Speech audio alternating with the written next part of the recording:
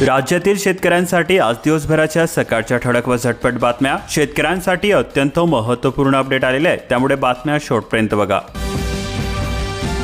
मराठवाडा विदर्भामध्ये पावसाचा दणका. राज्यातील 81 मंडळामध्ये झाली अतिवृष्टी.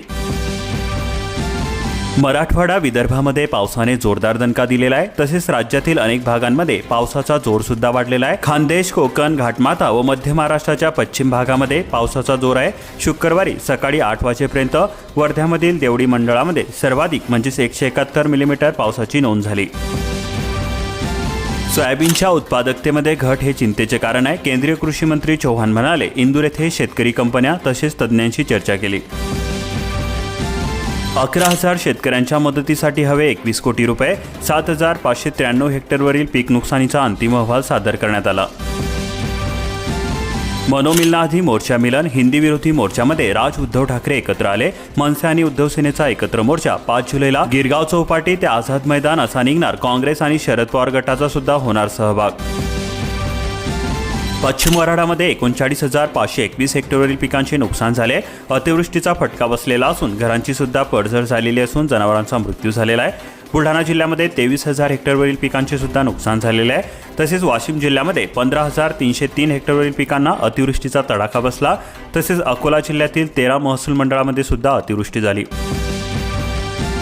हिवरा खुर्द परिसरामध्ये मुसळधार पाऊस झालेला असून घरांमध्ये शिरले पाणी. शेतजमीन रखडली. अंकुरलेल्या पिकांचे नुकसान झालेले असून शेतकऱ्यांवरती दुबार पेरणीचे संकट आलेले आहे. बुलढाणा जिल्ह्यातील 1.40 लाख बांधकाम कामगारांना सुरक्षा साहित्यांचे वाटप करण्यात आले. जिल्ह्यामध्ये 2.28 लाखांवरती बांधकाम कामगाराची नोंदणी करण्यात आलेली आहे. योजनेबाबत अनेक आरोप झालेले असून चौकशीची मागणी होत आहे. ई सेवा केंद्रामधील अनियमितता उघड झालेली असून शासन दरांची पायमल्ली होत आहे. नागरिकांकडून मनमानी शुल्क वसूल केला जातोय. वाशिम जिल्ह्यामध्ये सलग 2 दिवस मुसळधार पाऊस झालेला असून लघु तसेच मध्यम प्रकल्पांच्या पातळीमध्ये वाढ झालेली आहे. एकबुर्जी प्रकल्पामध्ये 12% वाढ झालेली असून पाणी टंचाईचा प्रश्न निघाला निकाली. 15,000 हेक्टरवरील पिकांना अतिवृष्टीचा तडाखा बसलेला आहे. सर्वाधिक क्षेत्र रिसोडमधील आहे, तर प्रशासनाचा प्राथमिक अंदाज सादर करण्यात आलेला आहे. सौरपंप योजनेमध्ये शेतकऱ्यांना पसंतीचा सौरपंप मिळेना.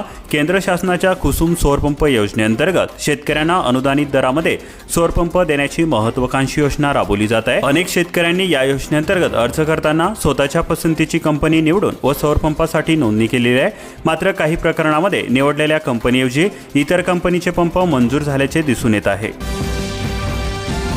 उजनी धरणामधील पाण्यामधून 8 दिवसांमध्ये 23 लाख युनिट वीज निर्मिती झाली. गत वर्षी 116 दिवस प्रकल्प कार्यान्वित असून 33 कोटी युनिट वीज तयार करण्यात आलेले असून वारीसाठी 5,000 विसर्ग करण्यात आला. पैनगंगेच्या पुराने 150 हेक्टर शेतजमीन पाण्याखाली असून 4 गावांना पुराचा फटका बसलेला आहे. विदर्भाला जोडणाऱ्या मार्गावरील वाहतूक ठप्प झाली.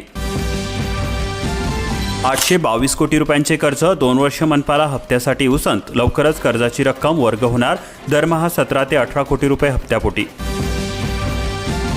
परळीमध्ये वीजबिल घोटाळा. अभियंता निलंबित. ग्राहकांची थकबाकी. लाखो रुपयांचा गैरव्यवहार उघड. बीड जिल्ह्यामध्ये 58 मेगावॅट क्षमतेचे 16 सौर ऊर्जा प्रकल्प झाले कार्यान्वित. मुख्यमंत्री सौर कृषी वाहिनी योजना. 15,000 बळीराजांचे दिवसा सिंचनाचे स्वप्न पुनर्तत्वास.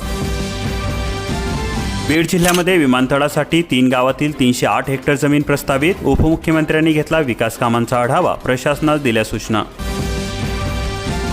अर्धवट साहित्यांमुळे रखडले सोलर पंपाचे काम. साळेश्वर पैठणच्या शेतकऱ्यांची तक्रार. हिंगोली जिल्ह्यातील 14 गावे लवकरच होणार रूफटॉप सोलर मॉडेल व्हिलेज. जिल्हाधिकारी राहुल गुप्ता यांनी दिली माहिती. जालना अनुदान वाटप घोटाळा. ग्रामसेवक कृषी सहाय्यकांचे गोलमोल खुलासे फेटाळले. 19 कृषी सहाय्यक तसेच 38 ग्रामसेवकांना नव्याने खुलासे सादर करण्याच्या देण्यात आल्या सूचना. उत्तरे समाधानकारक नसल्यास होणार कारवाई. जाफराबाद परिसरामध्ये पावसाचा खंड. दुबार पेरणीचे संकट कायम. पेरलेले सोयाबीन न उगवल्याने शेतकऱ्यांमध्ये चिंतेचे वातावरण. कृषी विभागाने मोफत बियाणे देण्याची होते मागणी. फळपीक विम्यासाठी केवळ 48 तास ऑनलाईन पोर्टल ठप्प. शासनाच्या निष्क्रियतेवरती शेतकऱ्यांकडून संताप व्यक्त केला जात असून प्रक्रियेस मुदतवाढ देण्याची होते मागणी. निलंगा परिसरामध्ये बियाणे न उगवल्यामुळे शेतकरी झाले हतबल. कृषी विभागाकडे तक्रार. नुकसान भरपाईची केली जाते मागणी. मुदखेड परिसरामध्ये आद्राच्या समाधानकारक पावसाने बळीराजा आनंदी. सर्वदूर खरीपाच्या पेरण्या पूर्ण झालेल्या असून 15 दिवसाच्या प्रतीक्षेनंतर बरसला पाऊस. पांढरवाडीच्या शेतकऱ्याची केळी खाते युद्धात सुद्धा इराणमध्ये भाव. प्रति क्विंटल 1800 रुपयांचा मिळतोय भाव. टाळे ठोकताच बियाण्यांचे वाटप करण्यात आले. शिवसेनेने घेतलेल्या आक्रमक भूमिकेनंतर महाबीज कंपनीकडून झाली तात्काळ कार्यवाही. धाराशिव जिल्ह्यामध्ये तक्रारींचा पाऊस. 54 शेतकऱ्यांची शेकडो हेक्टरवरील पेरणी वाया गेली. कृषी कार्यालयाकडून पंचनामा करण्यात आलेला असून महाबीजच्या बियाण्यांबाबत धडकल्या सर्वाधिक तक्रारी.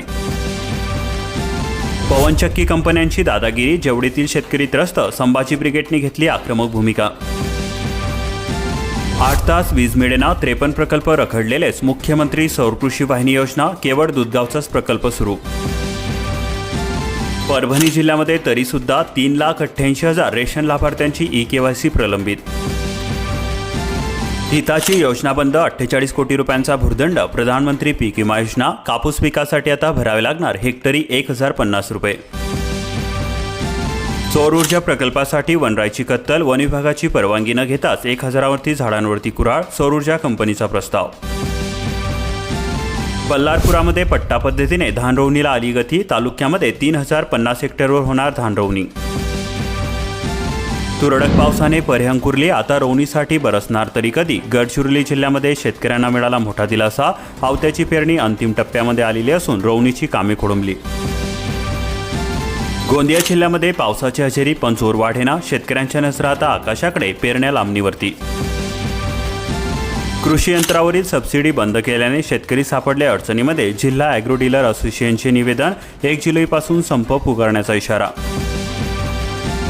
दिव्यांवरती 32 कोटी रुपयांचा खर्च करण्यात आलेला असून तरीसुद्धा कुठे झगमगाट तर कुठे काळोखत. नागपूर उपराजधानीमध्ये 1,61,000वरती पथदिवे. तिजोरीला बसतोय भुर्दंड. देवलापार परिसरामध्ये कधी बरसेल वरुणराजा. शेतकरी पावसाच्या प्रतीक्षेमध्ये. धान उत्पादक शेतकरी सापडले चिंतेमध्ये.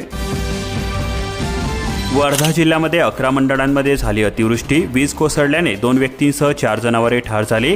2 घरांची झाली पडझड. शेतकऱ्यांची कर्जमाफी करा. समुद्रपूर बाजार समितीने घेतला सर्वानुमते ठराव. शेतकऱ्यांवरती येणाऱ्या संकटामुळे घेण्यात आला निर्णय. सरकारने कर्जमाफी संदर्भामध्ये तातडीने निर्णय घेण्याची गरज. वैयक्तिक योजनेचे लाभार्थी आले आर्थिक अडचणीमध्ये. 45 कोटींचा निधी अडकला. कामे पूर्ण करून सुद्धा करावे लागते प्रतीक्षा.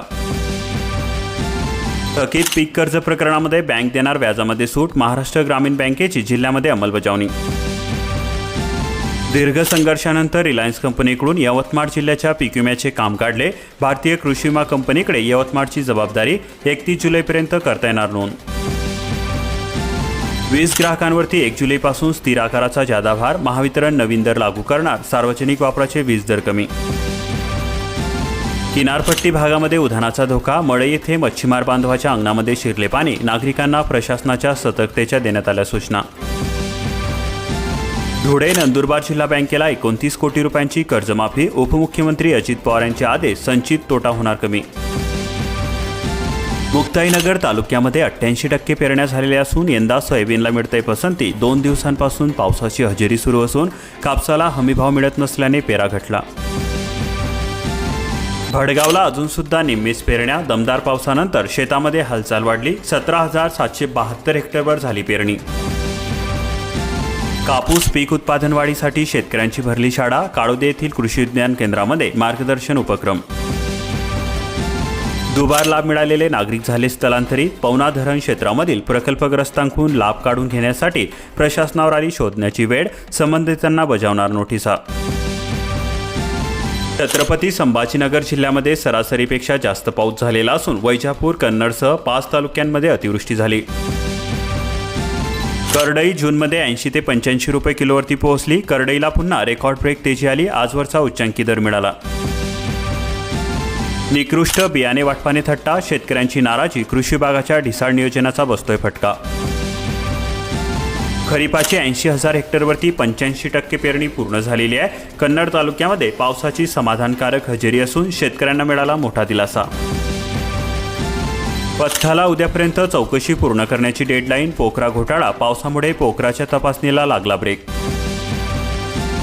राज्यामध्ये थकीत दूध अनुदानाचे 28.63 कोटी रुपयांचे वाटप पूर्ण झालेले असून उर्वरित 6.93 कोटी रुपयांचे अनुदान फेरतपासणीनंतर वितरित करणार दुग्ध व्यवसाय विकास आयुक्त मोहोळ यांची माहिती.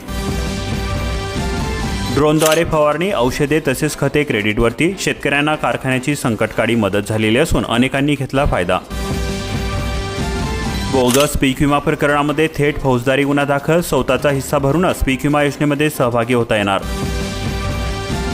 सोलापूर जिल्ह्यामध्ये 2.5 लाख हेक्टरवरती खरीपाची पेरणी पूर्ण झालेली असून मे महिन्यातील पावसाने दिला दिलासा, उडीद सोयाबीनकडे शेतकऱ्यांचा ओढा वाढला.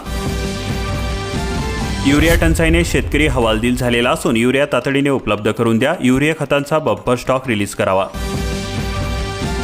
बियाणे संपले, पोर्टल मात्र सुरूच. जिल्ह्यामध्ये हजारो शेतकऱ्यांमध्ये केवळ 700 क्विंटल बियाणे कसे पुरणार? पोर्टलवरती मागणी पूर्ण झाल्यानंतर ते बंद का केले गेले नाही?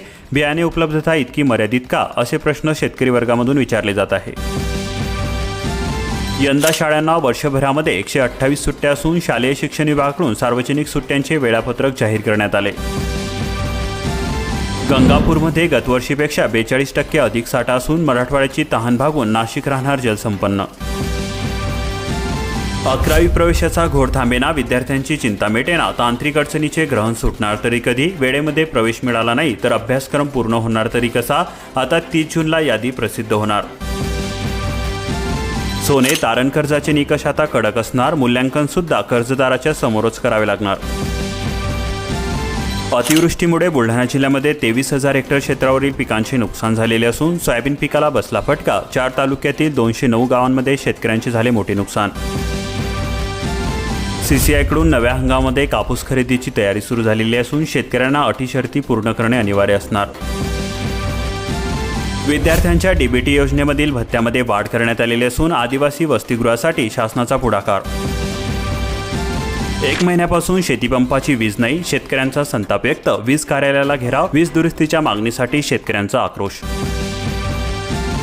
अशाच प्रकारच्या महत्त्वपूर्ण बातम्या दररोज जाणून घेण्यासाठी आताच आपल्या चॅनलला सबस्क्राईब करून बेल आयकॉनला ऑलवरती सेट करा आणि हा व्हिडिओ तुमच्या जवळील शेतकरी मित्रांपर्यंत जास्तीत जास्त शेअर करा.